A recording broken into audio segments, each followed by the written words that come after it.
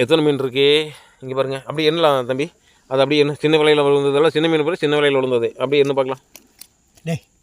இப்போ தான் சொல்கிறேன் நான் இப்போ தான் வெறி பிடி சொல்லிட்டு இருக்கானே. அது என்ன பார்க்கலாம் எவ்வளோ இருக்குன்ட்டு.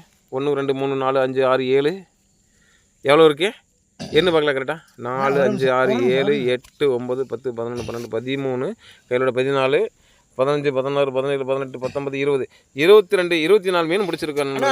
அங்கே பாருங்க சைஸ் பாருங்க பார்க்கலாம் எப்படின்ட்டு. அங்கே பாருங்க தண்ணியில் விட்டாச்சு அதையே.